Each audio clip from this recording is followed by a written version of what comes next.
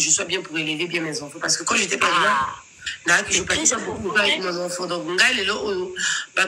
parce que la réalité, c'est un voilà, la réalité, c'est pas les réseaux sociaux. Réalité, Géraldine, et là, pour bien élever les enfants, tu dois avoir une très bonne santé mentale. Sinon, on dokita kanda na ba stress sur le quoi bana. Combien de biso aba maman biso bana ko beta biso poza kanda ya tata ningisi umbata. Voilà.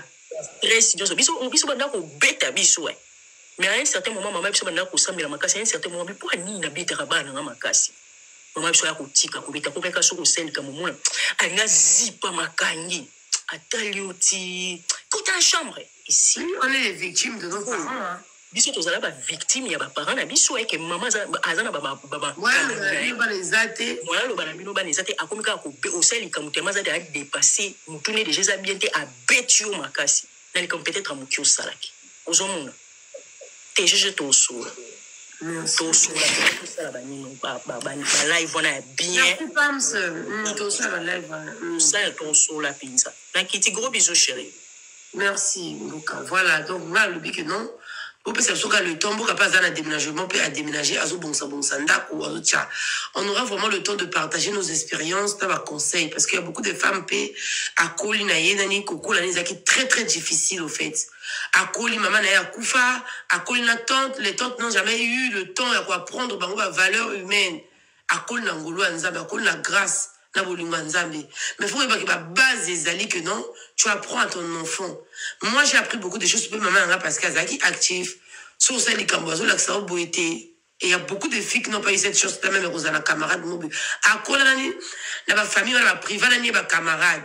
Ma famille, c'est pas bon. Maman, elle m'a couffé, maman, elle m'a dit, la moboué. À Kina, Angola, à Kolika, à Kola, il y a figure maternelle, à Rona Coco.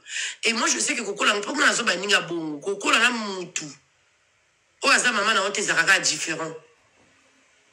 Et zara différent. Voilà, t'as le et zara différent. Et que tu vois que non, on a pas de sous dans l'ibala, à une incompréhension, à une séduction, parce que à que non, quand t'as l'ibala, moi, pour la qui m'a passé, pour la qui m'a humiliation, pour la qui m'a mon nyokoli, à qui n'a zoazé, à zoana chance, na oui, à boire, à boire, à mais, à eu une espérance à viter. Et aujourd'hui, elle se retrouve traumatisée. On va la zone nyokolaye. Ma spiritualité m'a résalté. Tous les jours, tu vas dans la live, s'il vous plaît. Quand tu fais des enfants, tu vis que pour tes enfants. Et moi, ça ne va pas changer. Peu importe les problèmes. Quand tu as fait des enfants, il faut assumer des enfants. C'est comme robot tabana. Les enfants n'ont pas venu. Senga. La mobilité. Non, côté la bonne honnêteté, parce que cette fille-là, elle est foutue, parce que Aouta la monson pas montaza foutue. Keke kobanga na ote keke. Li wana ta finganga, soza ma ele o comprendre que ma finganga, ça n'a pas de sens. Ka bata ba zoba o ba linga to ba fana na live na ye. Sans ça, anelo ko mo ba longa lo braté na monoko na ye parce que moi je dis Aza c'est une petite fille qui est perdue parce que sa mère elle l'avait abandonnée. Même comportement, on a maman aboti maman Lilouane. Moi, je vais vous ramener la vraie vie, la vraie version. Parce que tout le monde est la maman Lilouane, bon, qui est live à la doseuse. Elle n'a pas dit la vérité. Lilouane pas la vérité. Je viendrai vous relater l'histoire. Bato a po ba benga inga ba expliquer nga. Bato va na bona po. Maman Lilouane va na sona mboko ya lobite que non, tu as zonga po, to zonga po. Et puis libala na mondelo wana esi là. Et puis je vais vous poster la photo de sa maman. Na beau-père au qui non, à la la mobile la maman la bango.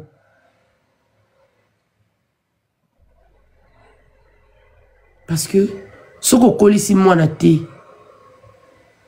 Pour maîtriser le comportement moi c'est très difficile. Il faut prendre beaucoup de temps. Il y a quoi analyser moi na. Pour bien tout au beau qui beau jeunesse.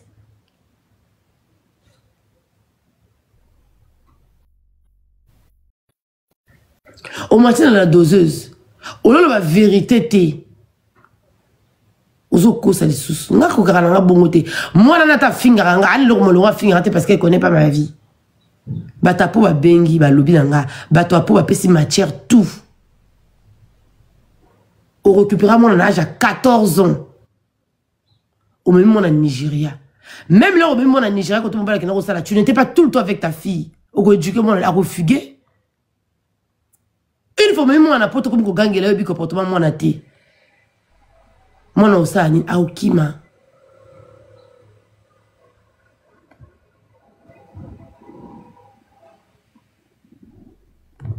Et ça m'a évité le problème. Moi on a fini à rabattre non.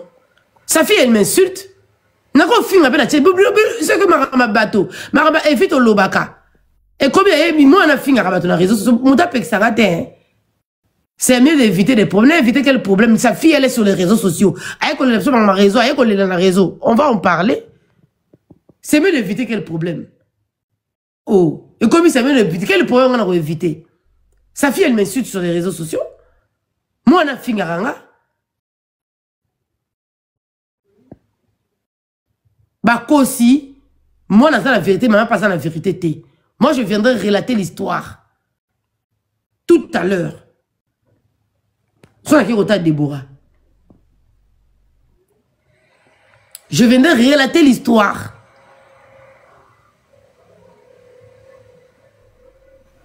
Aux hommes, moi, je vais à 14 ans.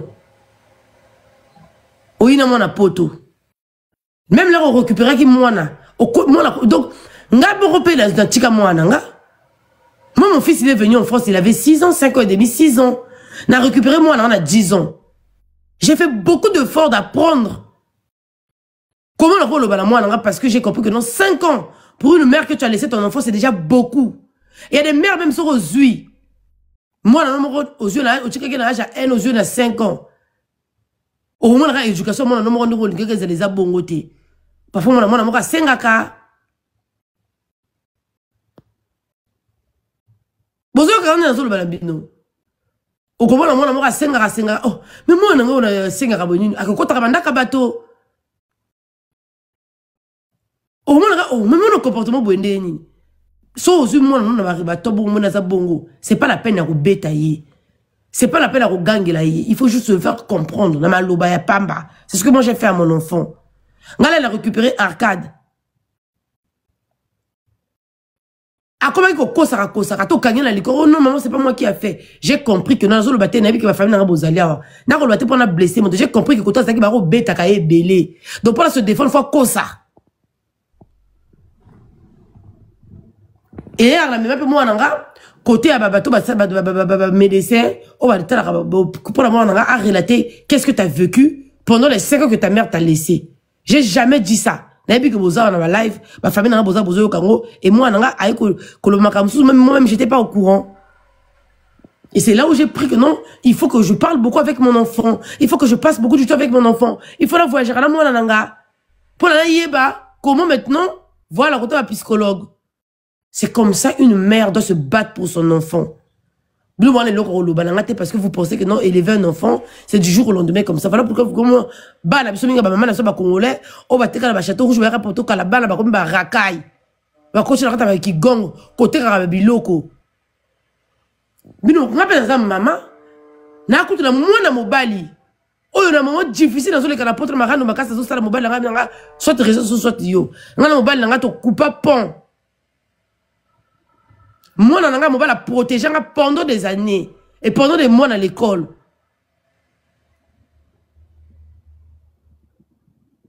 Parce que j'étais là. Bon, on ça banane. Biso tout ça là-bas, tu es là-bas na poto. Naki bo jeunesse, ça me donne le tamboli, tu chika bana biso. Par exemple, c'est belle bande comment rater tes live les lots.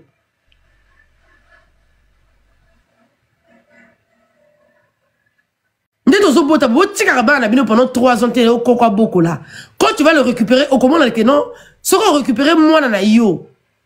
Na âge à 10 ans. Quand tu vois que ton enfant n'est plus comme yo lingi, vanda suit, calculer même quand tu vas parce que c'est que les enfants vont vivre quand tu vas la rabana. Bana balobaraté. Bana balobaraté bandeko. Les enfants, c'est les grands protecteurs. Moi les a vérité, c'est moi qui dis. Parce que je l'ai vécu.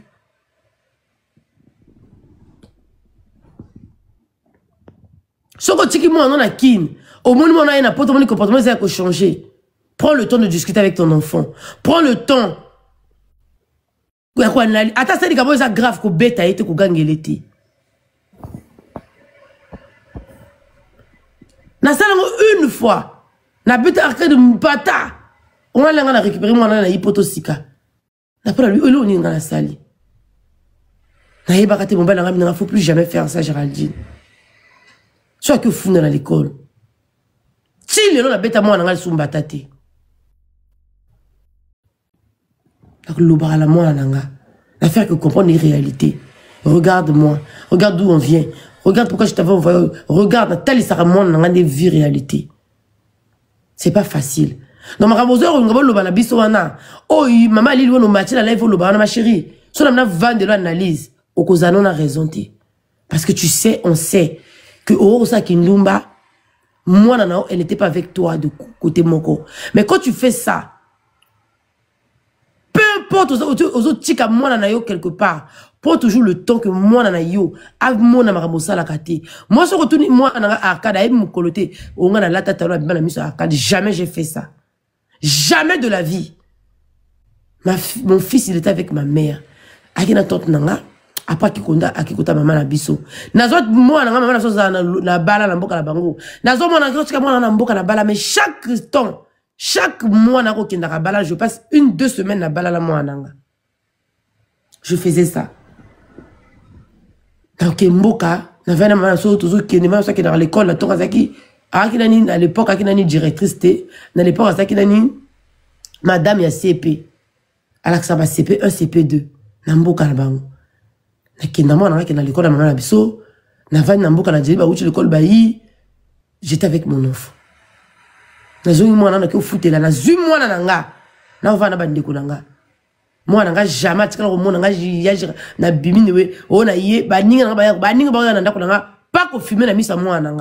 peux pas fumer devant mon enfant. Au côté de et je menais pas n'importe qui chez moi. Jamais la salle.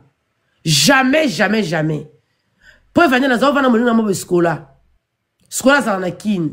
Il y a pas ça à balara libanais. Akala mobala libanais, ça moi ça libala. Bala, on a bani, ba camarade. Trouve ma na Fantasia, na ville, na Brazzaville. Je prends toujours le temps pour mon enfant. Et elle a eu une initiative érotique à moi, on a protégé moi, on a une éducation pourrie. Voilà pourquoi j'ai envoyé mon enfant en Europe. Il avait encore 6 ans, 5 ans et demi, 6 ans. Là, tu dis, à cas de poteau. Quand on a un environnement toxique, la poteau, peu importe la poteau, à cause de la quand même protéger l'éducation. C'est à nous de protéger nos enfants. C'est à nous de montrer à nos enfants que nous, on est là pour vous. On a récupéré moi, on a une bêta histoire, on a été. Na la bêta histoire wanate et puis on a bêta on est en live ba famille na broyeba ba kabonga le na zo mo na nga broyeba na live pour esa vérité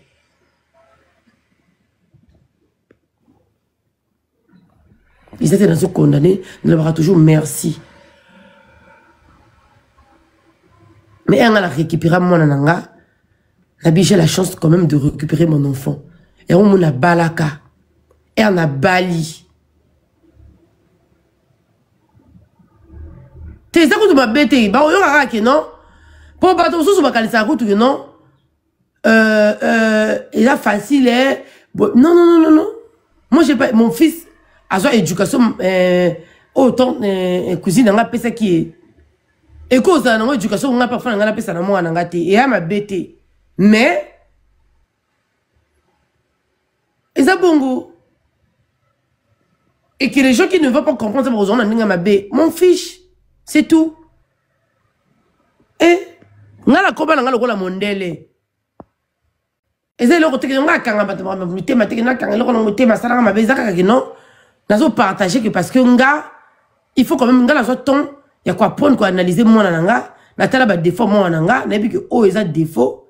Ça veut dire que non, il avait des défauts bazako beta kai pambate ou bazako gangela kai pambate mais so yebi que so beaucoup la moi na moto. Moto ala robimaka ma bé mais nazo ngote que non abima ma bé na comprendre que non. Moi, on peut parfois à cause de la problème. Et le problème, moi, c'est moi. C'est tout. Moi, on n'a pas cause de la problème, à cause de la danger, la route, moi, on a un comportement B. Aouti, kota, maman, abino. aki na mboka tapo saki na laisser aller ochinji poto kota moto moto na pas en éducation nga élevera ba na ye et moi non pas comme danger pour na bana bato pour quoi qui na l'air libre oyo moi na ye poto ala éducation mon na bana poto te. Et il faut pas rééduquer. Et c'est aussi difficile pour la personne qui a reçu ton enfant. Et ça, la banane ma bête. Et eux, il y a mobile peut monter. Le mobile peut moi la fois faire tout dans la table. Faut aller à la fourchette na cuillère. Il faut moi aller à cabo goûter. Faut c'est la 16h pile. Il faut. Au moins on a commis déjà 4 éducations différentes. Depuis mon a collège âge à 10 ans. C'est pas facile. Là on fait leur comprendre bien au bongo. Pour bien on aura quand ma bé bochinje otalande jesha jaradi na zolo bakuna bien na bino peka boloba ngoko akuna bino na bino mama bobo ben ngaposanga tunisa ezati. Et comme déjà 4 éducations différentes pour la moutou moko, c'est beaucoup pour un enfant de 10 ans. Quand j'ai récupéré mon enfant. Chose à ma cassité, tu perds ton enfant à vie. C'est beaucoup pour un enfant. Faute eza mama ezanga rien tu peux sa faute que ta moto te parce que moto na moto za na ndenge na ele va ba na ye donc so yo fa ndaka moto ako élever moi na ndenge ya zota l'éducation ba na ye c'est un peu perturbant pour mon enfant bozi Deborah Ndiaye et Béni Okosi na France ezaka bongoti France wapi faut se même balbi au monde azotisa ote pourquoi bazo l'examen de mission pourquoi zaka le quoi bana tout ezaka bongote okosi ezabongote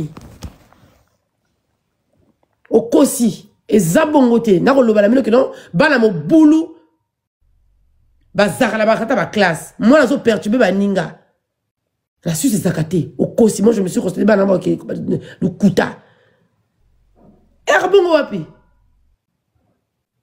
Okosi grand-père, wala bo chiko kosa kabato bongo. Nga zo beta bino makalo école spécialisée pour la bala bazo baté, pour la bala mo boulou. Ce qui moi na mo boulou, par exemple dans l'école mo na bala mon kaka maîtresse wana wesh tu dis quoi? Wesh na poto na su ces akaté. Et on dit besoin de comparer sur cette France. Oh ya ya. Ezala katé wala bala bo kosi. Nega bala la mlo bakaka oh non, ba le bi que monsieur le bi que kokota la leur voile té. Ya coach leur voile. Ah, il y a pas de millions de gens comme ça, ils ont des moko. Et la confédération, te ya. Na France, n'est pas la fille à professeur, à coach, parce que ça n'a droit de oh oui, et l'équipe est na BFM. Oh, ya. Mais le point de bon garabolo, bakamata, le motoso, balikamo, c'est normal. Comme vous êtes en France, le kuta. Ceux qui montent dans un boulot. Attends, Azama yele. Ceux qui à se mettre d'accord, t'es pas qu'on tinde l'école. Azama yele, mais à mon boulot, à quelle école là-bas? À quelle école là-bas? Les arrota carouge kuna. Ngabana. Ya cousine, ya ndécolapso, mon robot. À qui ndara l'école, on a zakana. Ndécolapso, elle a pas abisso. Parce que mélanger qui était. C'est faux. Tout n'a pas tout bazana, tout bas c'est mélanger kate. Moi, azamo boulot. À cause d'un ma yele, mais si on va perturber ma dans ta classe, bah renvoyer soit à quelle école? École d'abord, ils ont l'école d'abord. Il y a l'école normale. Mais c'est encore plus dur. Et ça, ma professeure, c'était pour la bala midel ou na bala ah ma yele mais ça mutu makasi ah ma yele mais ça s'occuper de nini. Et nous va dire ça soba ou ça qui zengi non. Ah ça ma yele mais ça la volonté. Il y a des enfants qui sont très intelligents mais ça la volonté. Il y a qu'on se mettre tout droit dans ta classe. Et même bac, ils ont 2 bacs, ils ont la bac confédérée, ils ont la bac, ils ont 2 bacs. Moi, je me suis renseigné parce que, à Kala, au passé bac ou en Suisse, ma peste a tout ma condition. Et là, on est besoin de l'ouba. Bako benga na mwana. Yo yebi bangote. Bako lo bato bazo nga se renseigner ma moto bako benga na mwana.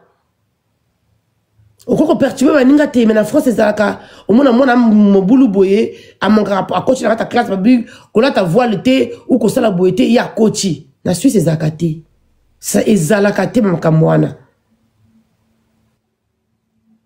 ezalaka te bana ba école bana ba mobulu ezalaka te Ouais, ma yelle, moi, mon boulot. Quelle école n'a bien battu ma boulot, non, ma yelle. Soit tu te tais bien à l'école. C'est un choix. Et il y a confédération. Quand on est dans la loi, il y a les États-Unis. Ils ont bongo, donc le makababana que non. Ils ont biso, tout ça, fort pour la bana biso. Ils ont biso, tout ça, fort. Tout ça, la poto, tout ça, job à HLM, oui. Tout ça, fort. Voilà, rata ba HLM.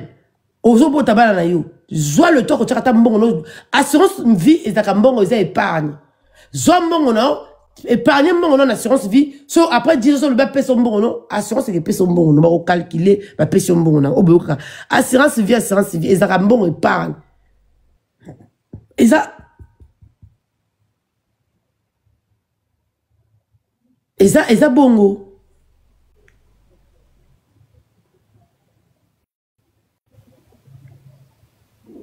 Tout ça, quand il fort, tout cool, ça va, on a cité, il y a Bouzo Bati. Soit tu as bon dans ta cité HLM, mais tu es présent avec tes enfants. Tu es très actif, important. Maman Larson, je te salue.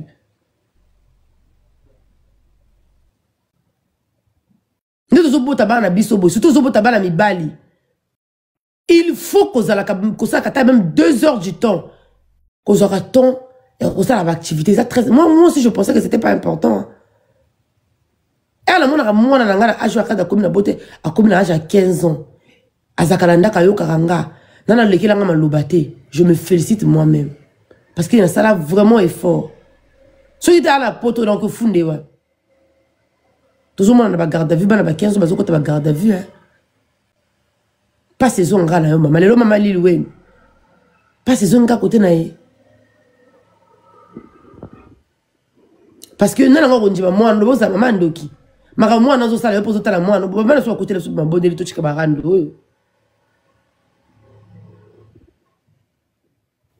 Bolika robota bana belé bozo abakaf mais na sima bakaf ango bozo porter ba préjudice non bozo kotala bana na ba prison na nga ola la pongi ki to moi nazo la na prison na nga ola la pongi ki to moi no bi ki otali la mbeto na la coachité ndeka fonce ango komi nana nga olala pongi kitoko ebike mwana na yo ake koboma ka bato nana nga olala pongi ebike mwana ke na kokotela bato banda ko yiba bato na poto comme l'âge à 60 ans 45 ans problème et bandit au lieu de l'âge non mo aux la tranquille ebike non mwana nga kena ki kayo so songa te ebike mwana nga za libanda tout le temps la police ko ya ko fuyer nda tout le temps mbile ko koya bose belé na poto wa.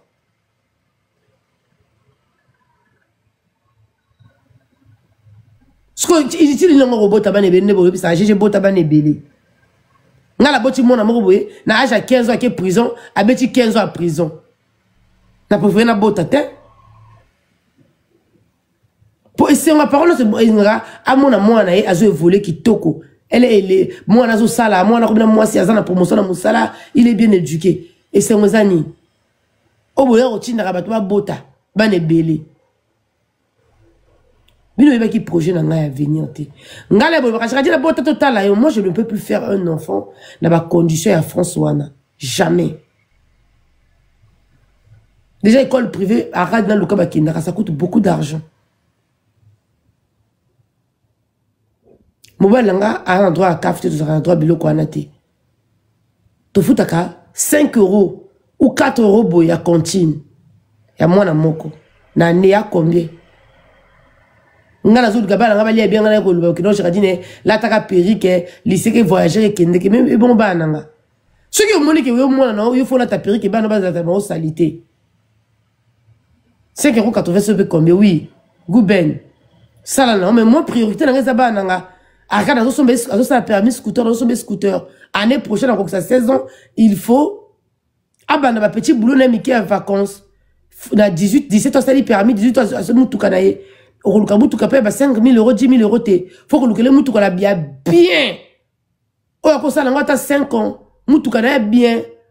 Nana soba moi la moutou la poto soza la poto c'est toi. Et que soit moi la moutou je te fais un cadeau, tu mets 5 000 €, moi je te mets 10 000 € dans son voiture. Hein?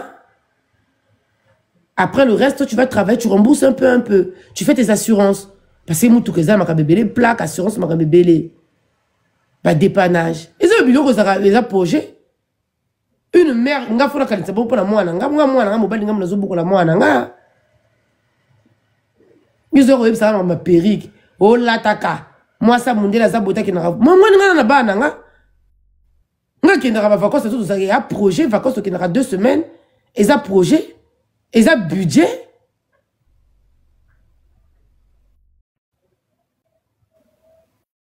Yo sur le monde qui non faut la perruque comme il qui t'a comme maman. Mais tu ne poses pas tes enfants. Mais l'obit route. Moi na bonanga. Et ça délire, réseau c'est ça délire. Mais quand tu as des enfants, vie à réseau, oui, n'a pas finir à réseau, mais dans la vie, ils a réel. Dans la vie, ils a peine vie dans la normale. Dans la moine, dans la même moine, dans la poto, ils a jeté. Dans la pour ça, le bibouan, dans la personne, a problème que non, et puis que non, moi, dans la à quoi, 3 000 € bimi sa pessi. Et moi, la fois, pas payer ça 3 000 €. Faut moi, que ma mère, elle était là pour moi. Non, mon arabe Dadju. A bêta histoire à Dadju, on nous a mis dehors avec ma maman. Dehors. So mon badadju le bakoba kota raka était parce que Dalida elle était là pour ça son enfant. So botiba na mi bal il faut zara présent, il faut se battre.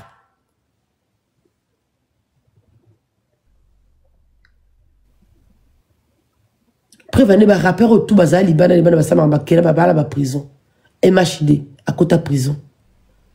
Go ba kina ba gong parce que ba maman na ba zaki wana te. Tapotez le live.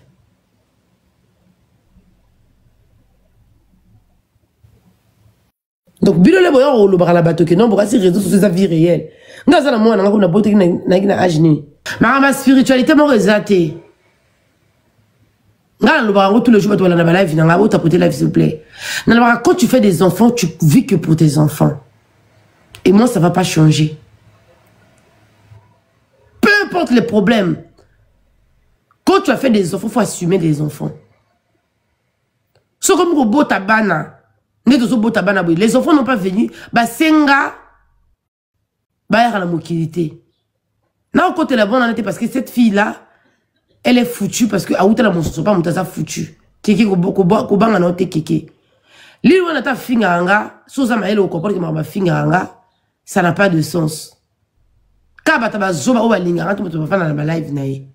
Sans ça, anelo kumura malonga le braté dans mon oronaï, parce que moi je dis, Aza, c'est une petite fille qui est perdue parce que sa mère, elle l'avait abandonnée. Même comportement, on a maman a boti maman Lil. Moi, je vais vous ramener la vraie vie, la vraie version. Parce que bon, tout le monde est la maman Lil Wayne, bon, qui est live à la doseuse. Elle n'a pas dit la vérité. Lil Wayne pas sur la vérité. Je viendrai vous relater l'histoire. Bato a po ba benga inga ba expliquinga bato vana bona po mama Lil Wayne vana sona mboko ya lobite que non tu azonga po to zonga po et puis libala na mondelo wana esila et puis je vais vous poster la photo de sa maman na beau-père ba que non alala kana mobala maman na bango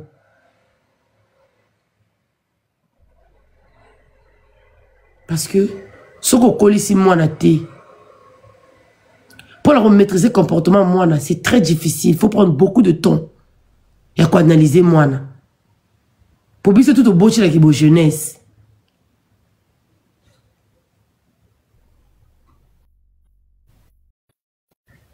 Au matin, dans la doseuse, au lieu de la vérité, t'es. Ozo ça les sous. Nga ko garana bongote. Moi, na ta fingaranga, ali lo mo fingarate parce qu'elle connaît pas ma vie. Bata po ba bengi ba lobi nanga bato po ba pesi matière tout. On récupérera mon âge à 14 ans. Au même moment en Nigeria. Même là au même moment en Nigeria quand on parle de tu n'étais pas tout le temps avec ta fille. Au éduquer moi à refuguer. Une fois même moi na poto comme ko gangela yo bi comportement moi na té. Moi na osani aokima.